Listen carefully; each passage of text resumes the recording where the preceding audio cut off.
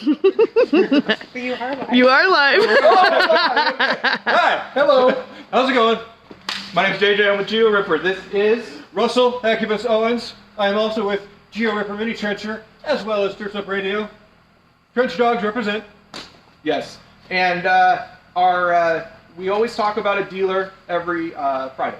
Yes. Except for last Friday because I forgot. So double shout out this week to Irrigation Station in Houston, Texas, and Oklahoma City, Oklahoma.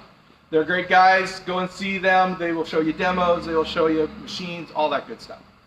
So today, in the last couple of weeks, the big thing was that we've shown you the 6 series, we've shown you the 7, we've shown you the 8, we've used the cart. So I thought maybe this week, what we would want to talk about is what happens when your machine breaks. What do you think? I mean, it's a big deal. It's kind of a funny thing because a lot of people don't understand that you get a ton of stuff with your GeoRipper that will take care of all of this.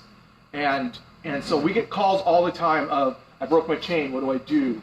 Tooth broke, what do I do? My belt snapped, what do I do?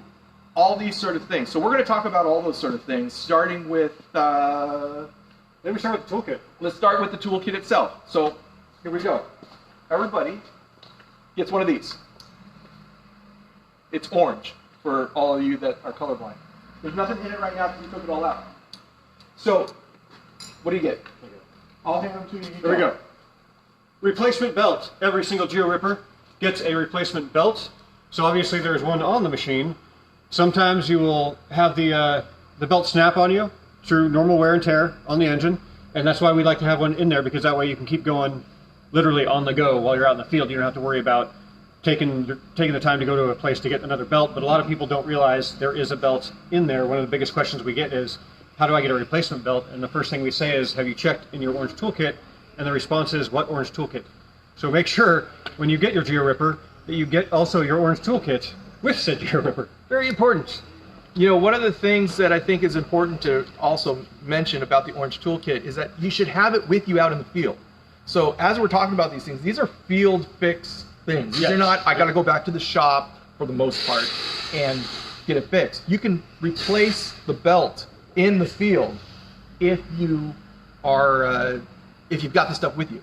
A 5-gallon bucket with your PPE and your orange toolkit and your other chain and maybe some other things like your 3-pound sledge, flat tip screwdriver, maybe something like that, and you are going to be able to take care of all of that stuff properly when you're out in it. There's a masked man trying to get into the building right now, but it's okay because it's just buried. Don't worry about it. What's next? How about this? Whoop, whoop. So there's a combination between, in your orange toolkit, there's actually a combination between Makita parts and GeoRipper parts. So some of these tools that we're showing you are going to be what come with the standard Makita cut saw, which is what the power head is based off of, such as this tool right here. So this is going to give you access to, you've got a flat tip on that side to be able to tension on the, that's okay, on the back side. On the back side. We'll show you in a minute. And you also have the 2 different sides here to be able to take apart any different types of things you have on the machine itself or the Makita side of it, any kind of nuts and bolts that are on the inside. As a extra added bonus, you also have, of course, the 18mm wrench that you can use to do the bar and chain off of. If for some reason you get out in the field and you need to do something with your chain and you realize you don't have that for whatever reason, this guy also is an 18. I don't recommend it for using it specifically as that because you have to tension it really hard. So this guy will actually end up bending over time if you're trying to use that as your sole means. But in a pinch, if you're out in the field and you can't find your 18mm wrench, this guy will work to be able to undo a rock jam, that type of stuff. So it's also your spark plug wrench yes. and 13mm wrench. So it'll do all the 13mm stuff that the machine will do as well. Next is the adjustment tool. Adjustment tool, very important. This adjusts your carburetor. It will not adjust the high and low end, it just adjusts basically the idle side of things. But that's important because any new engine, after you run it for a while, is going to need to be tweaked just slightly. If you look in your owner's manual, it'll give you the way to do that, go about doing that with this little guy. It's just a standard small little flathead screwdriver. But it does come in there. It's very easy to do to adjust your idle on your engine to make sure that it's running properly. So especially if you're in areas where maybe you're at a higher elevation or lower elevations, things like that, because they all obviously get shipped out at one elevation. So you'll need to just kind of give a little bit of tweak over time just to make it run easy. They're tested at sea level. So when you're looking at sea level, if you're in Colorado, if you're in some of the higher elevations around the country, but especially like in the Denver area where you're a mile high, parts in Arizona where you're a mile high, straight down the Rocky Mountains, really. You might have to adjust it just a little bit in order to get a little bit leaner mix, because you don't have as much oxygen in the air because of the atmosphere. They're not supposed to have to do that. I've heard people say they're not, but my experience is that you're going to be twisting that probably about an eighth of a turn to the left, as I believe the way you lean it out. So keep that in mind. If you're in the Denver area, if you're in some of the higher elevations in Arizona or Utah or Idaho, you might have to do some adjustment. Your local Makita guys should be very happy to help you with that if you are having troubles with it. And you said that the adjustment information was in the owner's manual. Remember that you get two owner's manuals. You have a Makita owner's manual and you have a GeoRipper's owner's manual. That particular part's going to be in the Makita because it's part of the engine servicing, not the GeoRipper side servicing. Yeah, if you're looking at engine servicing, look for your Makita manual. And if for some reason you didn't keep a Makita manual, you can just go online, and it's super simple. You can go to the Makita website and literally search in whatever power head you have that you purchased, and you'll be able to pull up the manual on a PDF file. So super easy to still get to after the fact. Yeah. You don't have them. Next tool. Next tool is a little Torx Bit Tool. This will take care of all the tiny little, well, I don't see them in here, but I'll give you an example. We got a 7 series here, so it's the 4-stroke. So you're going to have a little bit different setup depending on your machine. But for the most part, they all come off the top like this, and then you can see stuff. Yeah, so you have like, on the 4-stroke, for instance, there's a couple of screws right back in here that you're going to use this guy on. And then anything that's within the engine compartment itself, like taking apart this guy, just be careful, because if you're taking apart a bunch of stuff to try and fix it, kind of quote-unquote on your own, you can void the warranty on it pretty quickly. So make sure that you're, if you're trying to figure out what's going on with it, do some, cursory examinations to kind of see, but don't start tearing everything apart all over the place, because then you won't, like any other piece of equipment, you'll take it into the shop and they'll say, well, it's all taken apart, we're going to have to charge you to put it back together. So, that's where very definitive, if for some reason you can't come across the problem solving right away, give us a call.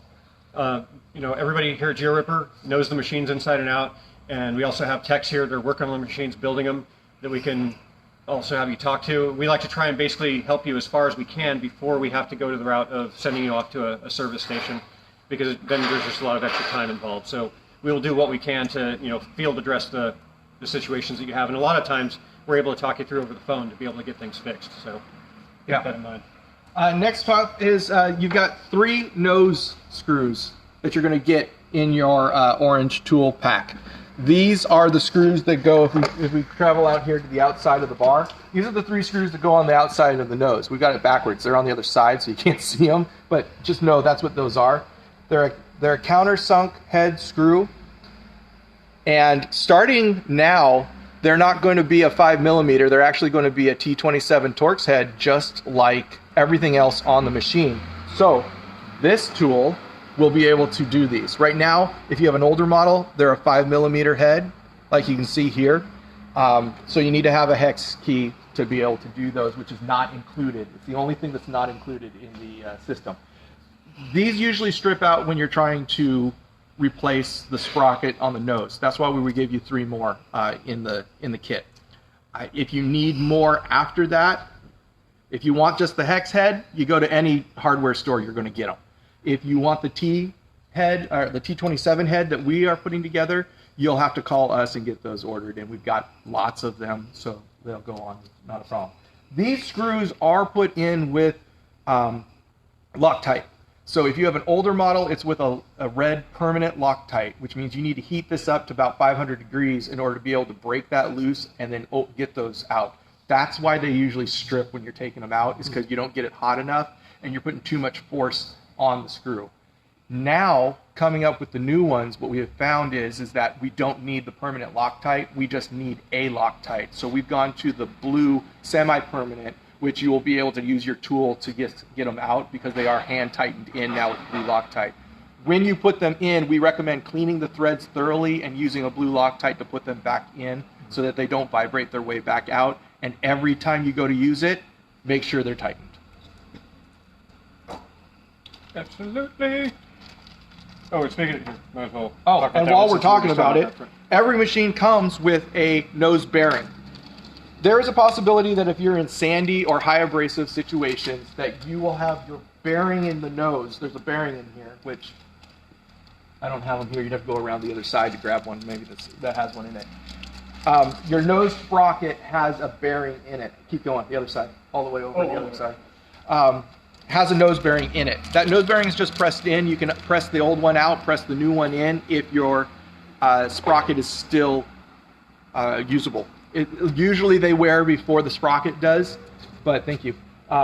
So there's the sprocket with the bearing in it. We give you another bearing in case this sealed bearing goes bad. This sealed bearing is just a 6002 RS. It's a dual side sealed bearing, number 6002 or 6002-2. It depends on the product manufacturer that makes them, but they are standard. You can go into any hardware store, any bearing store, and you're going to be able to get these things taken care of without an issue at all.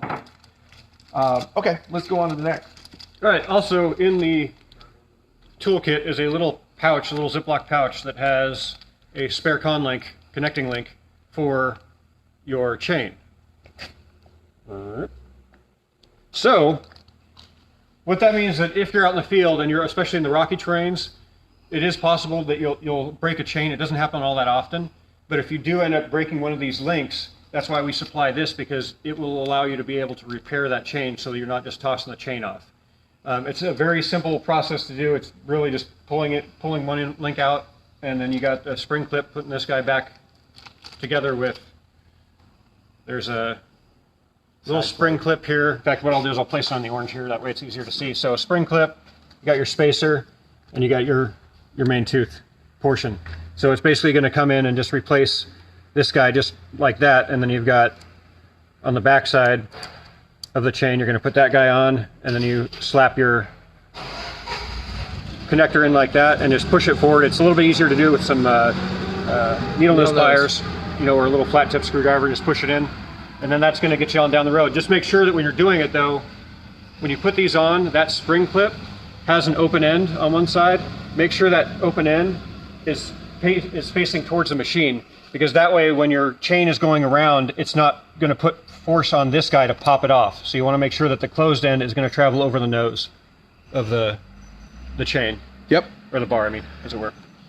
The main thing on that, and that's when we get into teeth breaking. That's typically when you see that you need a con link, is because you break a tooth. So when you're first using the machine, how many chains do we get in the box? 2. You get 2. Why do you get 2? The first one is to learn how to use the machine. So that's going to get you, you're not going to get as much life out of it. You're probably, you might bang it up a little bit more because you're getting used to how to run the machine. The second chain is to figure out how long they're going to last in your situation. Everybody's always asking, how long do chains last? The answer is it depends on 3 different things. It depends on how deep you're digging, the soil consistency of what you're digging in, and the guy using the machine. That's why the first one is to learn how to use it. The second one is to figure out how long they're going to last if the operator stays the same. If you have a large crew and a different guy is using it every day and they're all still learning and they don't use it a lot, you're not going to see as long a chain life as you do if you have one dedicated guy that knows the machine in and out and knows how to use the machine. We've all been there. We've all hit a rock not knowing we were hitting a rock and broken a tooth off because of it. And so sometimes it breaks off enough that it also takes the link out at the same time. Well, you can fix that. It's not a big deal. This is just a standard number 50 heavy duty, but standard number 50 would do the same thing in a pinch if you needed to. So you go to your hardware store, you ask for a number 50 master con link, spring clip version, and they can get that to you, and then you're good to go. If you don't have to call us and get these. These aren't specialized. Right. I mean, they are a 50 heavy, which means they're a little heavier duty than normal, but you don't necessarily need that in order to be able to get yourself back up and running if you don't have one. These are easily accessible at a True Value or an Ace Hardware or any of those types of places. Maybe Home Depot or Lowe's even, to be perfectly honest. So, break a tooth. Let's talk about that. Why would you break a tooth? What would happen? Typically, you're going to see tooth breakage when you're going through a really rocky terrain or a big rock. You come across a big rock. If you notice that your machine is starting to, what I call bucking, which is not coming up out of the ground and killing you, just doing like this, where you feel like there's an obstruction, and anybody who uses power tools, obstructions are all the same as far as the feeling goes. You start feeling that obstruction, and instead of throttling back a little bit and trying to figure out what's going on, if you just keep on full throttle and trying to go through it, you're just ramming that tooth against there. And it's with a bigger trench for the walk behinds, they're usually 450 to 600 feet, 600 rotations a minute, as it were. Some of them are a little bit faster, but I think they top out about 800. Yeah. We're at close to 10 times that, as far as 450 to 4,500 at the nose. So you figure it's like trying to beat a chainsaw chain against a piece of metal or a piece of rock. It's not going to win. The teeth are going to break before then. But if you break a tooth, you're not done yet, right? Right. So, a couple of things. He said, like a chainsaw chain. Well, it's a chain-driven. It's not chain-driven. It's belt-driven, but it's a chain saw in the sense that it's a digger that's a chain spinning around, very much like your chainsaw. The only difference is the higher revolutions and the weight. So, like he said, it's not going to come out of the ground like your chainsaw does when it hits something hard in a tree. It's going to stay down low to the ground, and it's going to bounce on that rock. Well, it also does that on roots as well. Exactly. So you have to learn the difference between a rock and a root, and you learn that from experience. And I forgot completely what I was changing over to because I wanted to get that point across. So the chain is not dead if you break a tooth. The chain's not. There you go. And a segue off to you, JJ, you dummy. When you break a chain, you can use the chain if it has half the teeth on it. So let's average everything out. Let's talk about the 20-inch when we talk about things. The main reason why we talk about 20s is because you guys buy more 20s than you buy anything else in the whole wide world, okay? So there's 14 teeth on a 20-inch chain. Remember that, guys. If your chain has 14 teeth on it, your machine's a 20-inch. If it has less, it's a 16-inch. If it has more, it's a 27-inch. So when you call in and you're like, I don't know what size my chain is that I need, count the teeth. If you lose a tooth, it'll still operate. It's not a problem. Nowadays, most of the time, like right here, you can see there's a tooth missing right here. That's supposed to be a tooth. And it's gone. It's broke off. All you can see is a side plate in there, which is kind of interesting, actually, now that I look at it. It looks like, in fact, if I feel it, what it is we actually replaced the con link right there. Replaced it with a con link in order to keep it going. When you break a tooth, if we went around and we looked far enough, we'd probably find another broken tooth on this one. And what we would find is that the part of the tooth that holds onto the chain and leaves that space there is still there. 9 times out of 10, you're going to get two places that a tooth breaks. It's either going to break at the last bend before it becomes a digging tooth, or it's going to break right across the pin line. Yeah.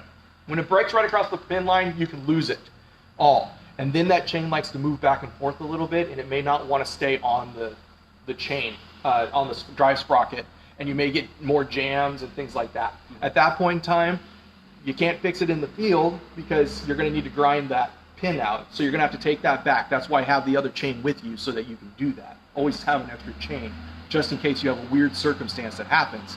But you grind that out, you put a con link in so you get that spacing gap taken care of and removed. If it breaks up top of the bend, it's not going to come out. It's going to stay spaced properly, and you're not going to have to do anything because it's still there and you don't need it to dig. I guess that's long and short of it, right? Yep, absolutely.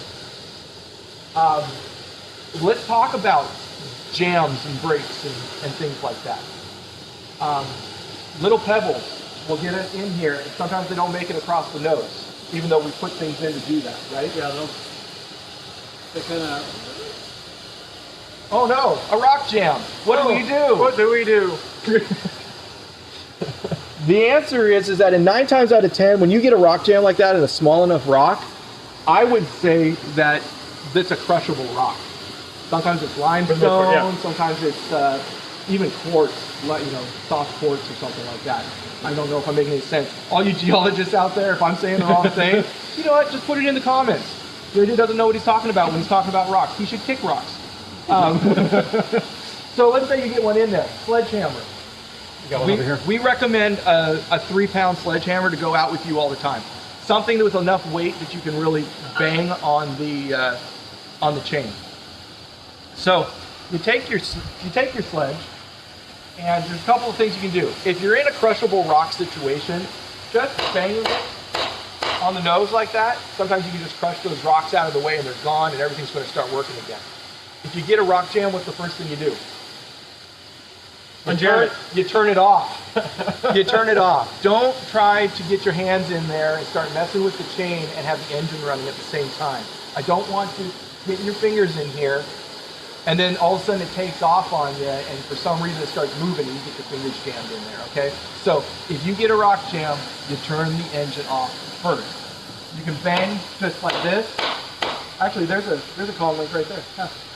Or you can actually bang the teeth backwards like that. Because remember, it's coming this way across the top, right? Yep.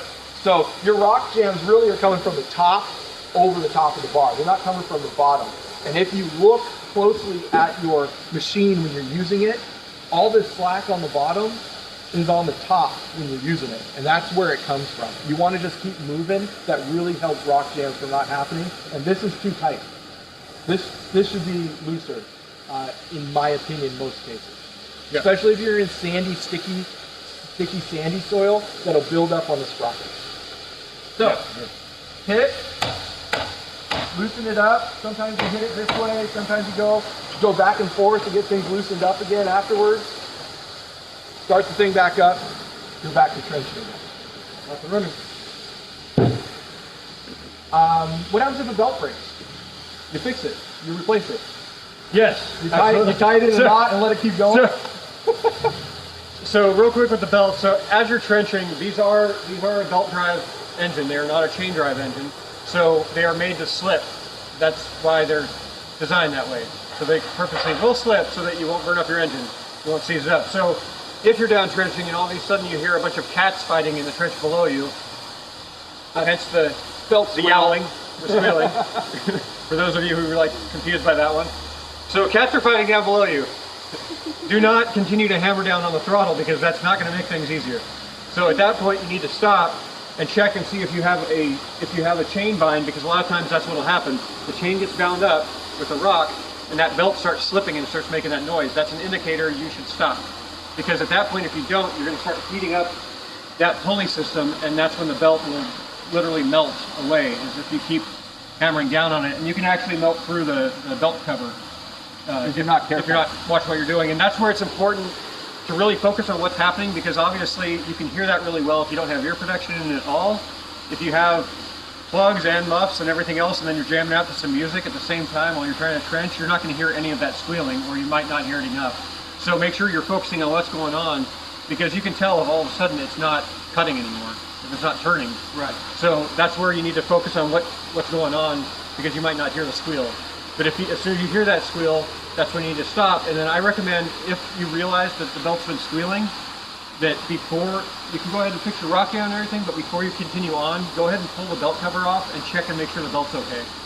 Because a lot of times it'll be fine, it'll heat up a little bit, but it'll be okay. But if you weren't noticing right off the bat, that could be partway fried, and then you end up just continuing to trench along, and then you snap the belt completely, which you can also cause damage to the pulley and to the belt cover that way by continuing on with a bad belt. So yeah, very important. Before we go any further, are there any comments or anything like that we need to look at? Massey Landscape just showed some love. Oh, Massey Landscape, thanks so much. Jimmy. So, anyway, how many minutes have we been on? Oh my gosh.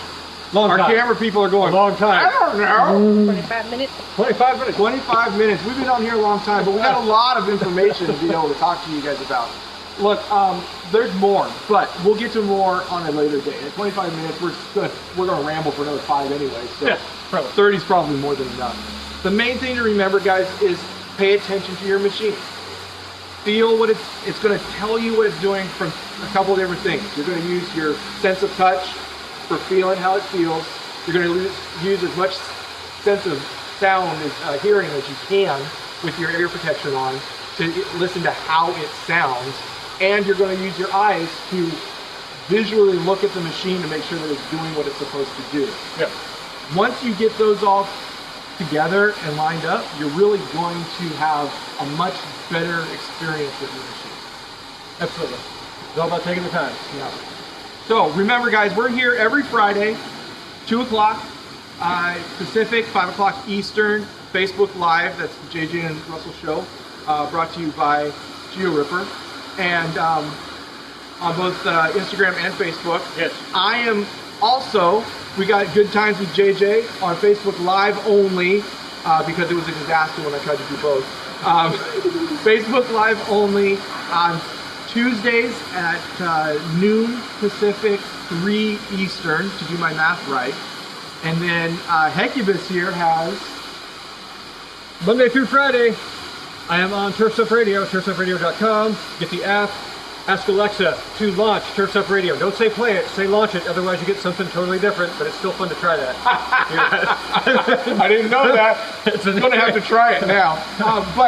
So Monday through Friday, it's 5 to 7 p.m. Eastern, Pacific, 8 to 10 Eastern. I always get those two confused. And on Tuesdays nights, I have JJ on as a special guest as well.